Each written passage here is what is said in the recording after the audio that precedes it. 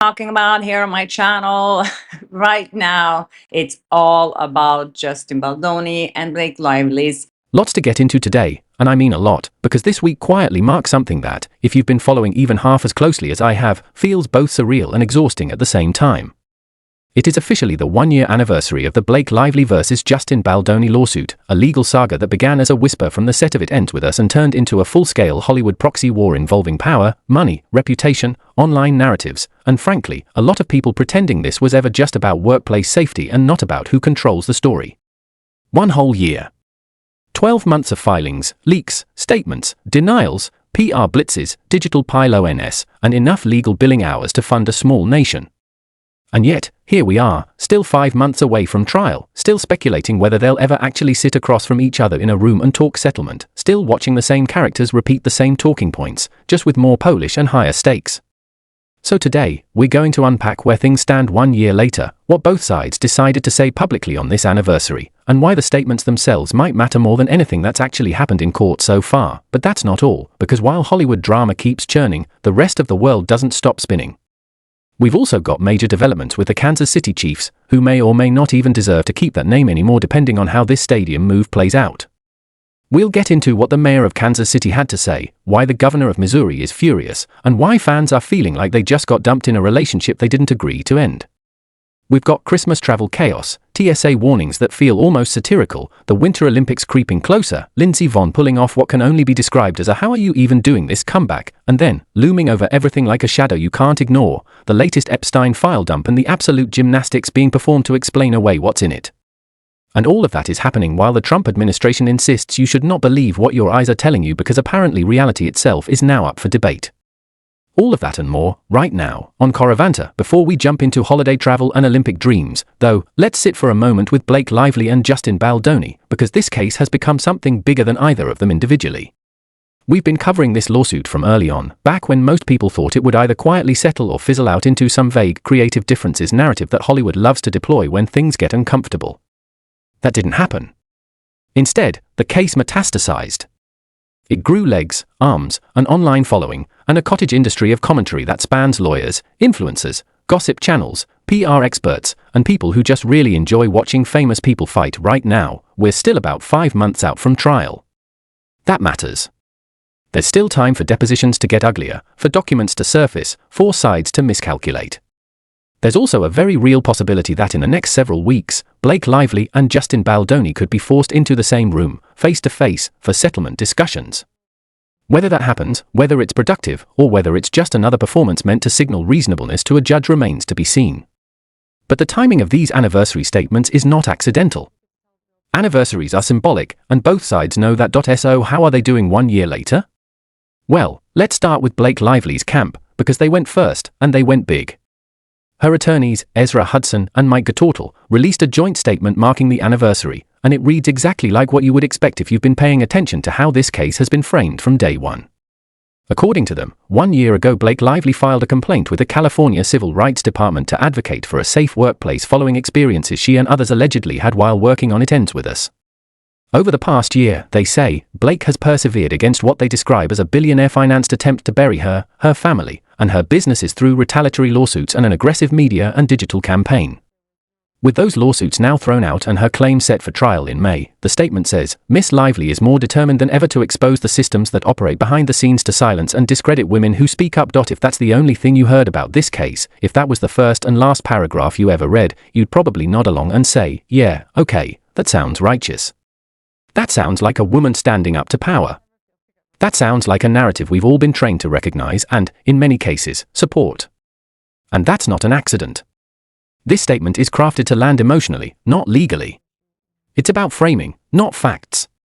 It positions Blake Lively as the lone figure standing against a shadowy, billionaire-backed machine designed to crush her into silence.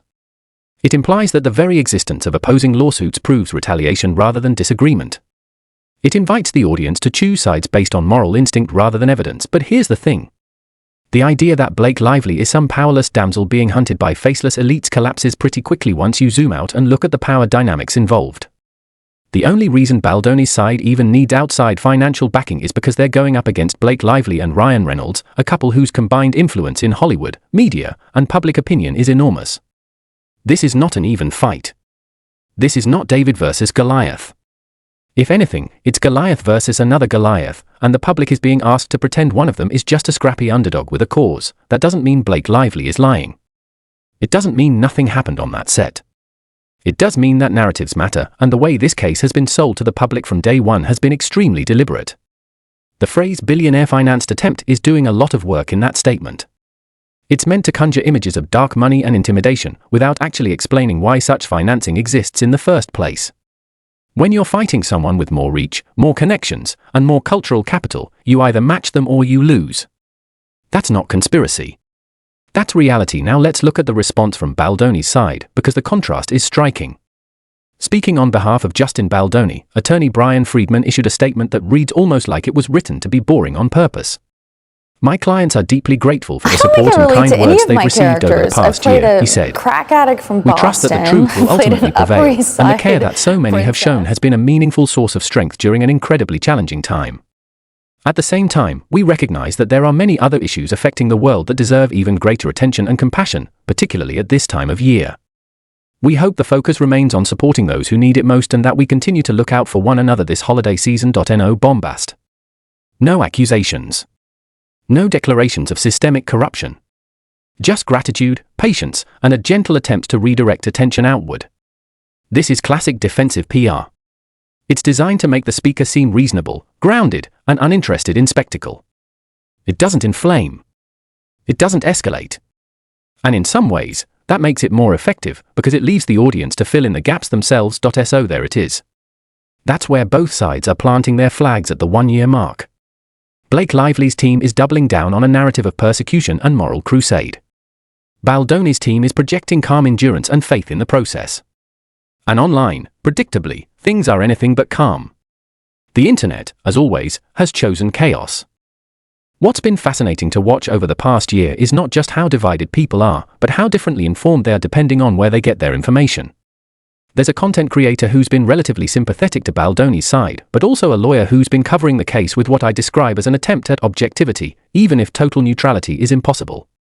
Everyone has biases. Anyone who claims otherwise is lying to themselves. But that lawyer is now being openly attacked by a content creator aligned with Blake Lively's camp, and the accusations aren't about facts. They're about allegiance. That's the thing about this case. It's less about what happened and more about what you believe happened, which often depends on which corner of the internet you inhabit. On one side, Blake Lively is seen as a survivor fighting a misogynistic industry. On the other, she's viewed as a powerful celebrity weaponizing social narratives to control the outcome of a professional dispute. Those two realities coexist, and people bounce between them depending on what algorithm feeds them that day. Looking back on the year, it's honestly wild how big this case became. I don't think anyone anticipated this level of attention. And somehow, despite covering it extensively, this channel managed to avoid becoming collateral damage.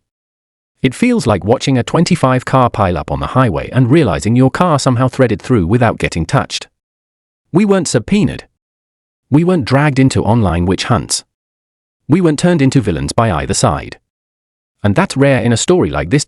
So I want to take a moment to thank people who've appreciated the commentary, whether they agree with it or not, and those who found Coravanta because of this case. But we've always been clear about one thing: we don't put all our eggs in one basket. I always use the cronut example. Remember the cronut? That croissant donut hybrid that took over the world for about 5 minutes. You couldn't walk down the street without someone raving about it. But if you're a bakery and all you sell is cronuts, you're dead the second the hype fades. You still need sugar cookies. You still need powdered donuts. You need variety. That's why we don't only cover the Baldoni Lively saga. We talk Candace Owens, pop culture, politics, sports, whatever matters that day. Some people show up just for the Baldoni coverage, and that's fine. But maybe while they're here, they discover something else that keeps them around. That's not ideology. That's survival. All right, let's pivot, because Christmas travel season is officially here, and the TSA has apparently decided that this is the year they take a stand against ugly sweaters. Yes, really. The TSA is warning people not to wear sparkly holiday sweaters through airport security because body scanners don't like glitter. They say they don't want to dull our holiday shine, but they also don't want to deal with whatever false positive sequins apparently cause. Look, I'm not TSA, but I'm here to tell you to wear whatever the hell you want. If you want to wear a sweater that looks like it was designed by a disco ball having a midlife crisis, go for it. Worst case scenario, you get pulled aside for extra screening. Maybe they pat you down a little more thoroughly. That's what our taxpayer money is for, right? Quality touch. Festive bonding. Seasonal intimacy, but seriously, if you're flying, give yourself extra time. Airports are chaos right now. Everyone's stressed. Everyone's late. Everyone's pretending they're not annoyed while being extremely annoyed. Arrive early. Be patient. And maybe leave the lead-embedded reindeer sweater at home if you don't want to explain it to a TSA agent at 6 a.m. Now, let's talk Olympics, because despite everything else going on, the Winter Games are creeping up fast, and we've got a genuinely incredible story unfolding. Lindsey Vonn, who by all reasonable measures should be enjoying retirement, has qualified for the 2026 Winter Olympics. Let that sink in. An unprecedented comeback. The 41-year-old alpine skier last competed in the Games in 2018 and became the first American woman to win gold in the downhill event back in 2010. And now, she's back. I love the Olympics. Always have. We'll have daily updates when February rolls around, because that's just what we do here. But Vonn's story hits differently. It's not just about athletic achievement. It's about aging in a culture that treats getting older like a failure. People act like once you hit 40, you should just quietly disappear and stop doing impressive things. And that's nonsense. I'm watching athletes in their 40s still competing at elite levels, and people react like it's some sort of miracle. Like, how is he even standing? He's 44, not 94. Yes, maybe you lose a step. Maybe your fastball isn't what it used to be. But you gain something else. Experience. Perspective. Mental toughness. Stuff the younger generation hasn't had time to develop yet, and yeah, I know how this sounds. This is exactly the kind of thing you start saying when you realize you're getting older yourself. The other day on the podcast, I was joking about boomers, making fun of the older generation, and someone commented, "You are the older generation." That one landed. Right in the chest. So what do? You add more lighting. Because if you're not lighting your face to the point where wrinkles cease to exist, you're not trying hard enough. Now let's talk about the thing that has absolutely ripped the heart out of Missouri football fans and left everyone else scratching their heads wondering how this is even allowed to happen in 2025, because the Kansas City Chiefs, a team whose entire identity is baked into the name of a city, are preparing to move to Kansas. Not Kansas City, Missouri.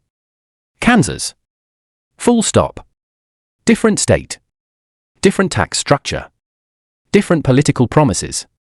Same brand, same fans, same emotional attachment, but suddenly the ground beneath it all is shifting. And if you're from the area, or even if you're just someone who believes communities actually matter, this feels like a betrayal wrapped in corporate language and delivered with a straight face. I've been to Kansas City. Missouri and Kansas City are not interchangeable in the way people who fly over the Midwest like to joke about. They're distinct. They have different histories, different cultures, different loyalties. An Arrowhead Stadium, whether you're a Chiefs fan or not, is iconic. It's loud. It's brutal. It's intimidating. Players talk about it like it's a living thing. Every game there feels like a Super Bowl because the crowd treats it that way. That didn't happen by accident. That happened because a city invested emotionally, financially, and culturally in a team for decades. Now imagine being told, "Thanks for that. We're leaving." The governor of Missouri did not take this well, and honestly, who could blame him? The announcement felt like a breakup you didn't consent to, where the other person has already packed their bags and is just waiting for you to stop crying so they can leave faster. There's no dignity in it. There's no respect. Just corporate efficiency, and look, I get the argument owners always make. New stadiums mean more revenue. Better facilities. Modern infrastructure. Yada yada yada. We've heard it 1,000 times. But what gets lost in that conversation is the devastation it causes to the local economy. The bars, the restaurants, the parking attendants, the vendors, the people who built entire livelihoods around game days. Those aren't abstract concepts. Those are real jobs. Real families. Real businesses that can't just pack up and move across a state line because a billionaire wanted a better deal. The governor's reaction was somber, almost wounded. He talked about Arrowhead not just as a stadium, but as something Lamar Hunt built as a symbol of fan experience, as a place that belongs to the people as much as it does to the franchise. And he's right. Stadiums aren't just bricks and mortar. They're memory machines. They're where people take their kids for the first time. Where grandparents pass down loyalty like an inheritance. where entire generations attach moments of their lives to wins and losses, and now, all of that is being treated like a line item. But if you think the governor was upset, wait until you hear the mayor of Kansas City, because his response carried the kind of disappointment that only comes from someone who feels personally invested. Mayor Quinton Lucas didn't mince words. He didn't scream. He didn't posture. He sounded like someone who had just been told something deeply unfair and was trying to stay composed while processing it in real time. He talked about how this wasn't just a loss for Kansas City as a brand, but for entire communities. East Kansas City. Independence. Raytown. The places along the route to Arrowhead. The barbecue joints. The mom and pop spots. The neighborhoods that come alive on Sundays because of football. This move doesn't just relocate a team. It hollows out an ecosystem, and that's the part owners never seem to acknowledge. They talk about fans like they're interchangeable consumers, like loyalty will just seamlessly transfer because the logo stayed the same. But geography matters. Community matters. Identity matters. You can't just slap a new address on something and pretend the soul follows automatically. What makes this even more surreal is the timing. By the time this new stadium is actually built in Kansas, who even knows what version of the Chiefs we're talking about? Travis Kelce is nearing retirement. Patrick Mahomes has already had injury scares. The roster will change. The league will change. And yet, the city that carried the team through its peaks and valleys is being asked to accept that the payoff happened somewhere else. It's brutal. And honestly, it's emblematic of a larger trend where corporate interests override community investment every single time. Sports are just one of the clearest examples because the emotional stakes are so visible. All right, quick breath, because speaking of revenue streams and corporate interests, I had to get through a sponsor, and then we were right back into the fire. But now let's move on to something that makes even the Chiefs situation look straightforward by comparison, because the Epstein files are back in the news, and this latest release has blown the door wide open in ways that are impossible to ignore. Another batch of documents has been released, and among them is an email stating that Donald Trump traveled multiple times on Jeffrey Epstein's private jet. The sender's name is redacted, but the title listed is Assistant U.S. Attorney, Southern District of New York. Now, immediately, the pushback was predictable. Fake news. AI-generated. Lies. Smears. Don't believe your eyes. And here's where things get deeply disturbing. Why are these names redacted? Victims should be protected, absolutely. No one disputes that. But why are government officials, prosecutors, and institutional actors being hidden? Because once everything is redacted, it becomes very easy to dismiss the entire document as unreliable. You create plausible deniability by obscuring accountability. And that's exactly what's happening. The Department of Justice released a statement saying they were releasing 30,000 more pages related to Epstein, while simultaneously claiming that some of the documents contain untrue and sensationalist claims submitted to the FBI before the 2020 election. They say the claims are unfounded and false, and if they had any credibility, they would have already been weaponized politically. That argument doesn't hold water. Plenty of true things never get weaponized because they're inconvenient, dangerous, or implicate too many powerful people at once.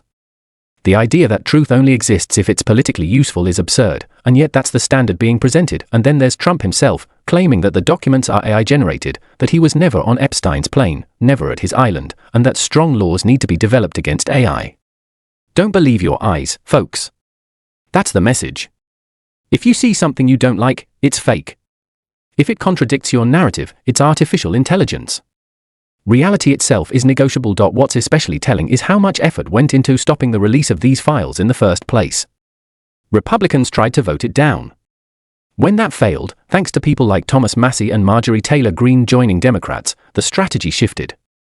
Now it's damage control. Release the documents, but cast doubt on them.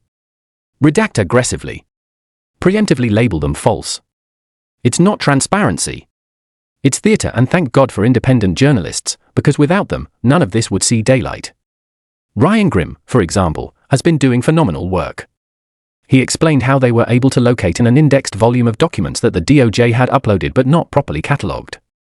By manipulating the sequencing of URLs, they were able to download a massive data set, around 10 gigabytes, and begin analyzing it. They partnered with independent platforms to make the document searchable, to allow journalists and the public to actually engage with the material rather than relying on cherry-picked summaries. And what happened next? The DOJ took the link down. Then they uploaded a slightly different version. And now analysts are combing through the differences to see what was removed, altered, or obscured. That alone should tell you everything you need to know. My suspicion, and I don't think it's a wild one, is that there are still people inside the DOJ who believe in transparency and accountability. Even after purges, even after loyalty tests, institutions are made up of humans. And some of those humans still want the truth out there. Redactions that disappear when you copy and paste text? That's not incompetence. That's a leak wearing a mask. Meanwhile, the Trump administration has gone full propaganda mode. Everything is messaging now. Everything is spin. Secretary Sean Duffy went on television to announce that President Trump has a Christmas gift for America, $500 million in gas savings. Sounds impressive until you do the math and realize it's basically $1 per person. Gas prices are down about 20 cents compared to last year, yes. But why? Gas prices drop when economic activity slows. Reduced demand leads to lower prices. That's Econ 101. And even if you assume generous savings, maybe $1.50 per household over the holiday season, it pales in comparison to what Americans are paying elsewhere. A report by the Joint Economic Committee estimates that households have paid nearly $1,200 each in tariff-related costs just between February and November. Not the whole year. Less than a year. So congratulations, you saved $1.50 on gas and lost over $1,000 in hidden taxes. And why do we have those tariffs? Because there were massive tax cuts for the ultra-wealthy, and someone has to make up the difference. Spoiler, it's not the people who got the tax cuts, yet somehow, the administration is out here doing victory laps. GDP growth of 4.3% in Q3. J.D. Vance celebrates. Trump claims tariffs are responsible for the strong numbers. No inflation. Great national security. Pray for the Supreme Court. It's all over the place. Economists are already questioning how GDP is being measured, especially after the administration floated the idea of changing how gross domestic product is calculated. Are they excluding negatives? Are they emphasizing selective metrics? Are they redefining success to suit the narrative? These questions shouldn't even have to be asked in a functioning democracy, but here we are, and let's not forget, when job numbers didn't look good, the administration fired the person reporting them and replaced them. That's not confidence. That's control. So when I ask whether people feel like they're living in a thriving economy, I'm not asking rhetorically. I'm genuinely curious. Because on paper, things look great. On the ground, not so much. What I can say honestly is that this podcast has had its most successful year ever, by a long shot. And that's because of you. New listeners. New subscribers. People who rate, review, share, and stick around even when the topics get heavy. To say thank you, we're doing special extended episodes through the holidays. Because I know not everyone is surrounded by family or friends this time of year. Sometimes you just need a familiar voice in the background, something steady while the world feels chaotic. So if you're celebrating Christmas, Hanukkah, or nothing at all, you're welcome here. We'll be live. We'll be talking. We'll be unpacking whatever madness the news cycle throws at us next. I'll be back tomorrow morning for Christmas Eve, and if you've noticed, every day this week my outfit has gotten more aggressively festive. Tomorrow is going to be obnoxious. Blinking lights. Glitter ties. The full TSA nightmare. I'm looking forward to that cavity search. You take joy where you can get it.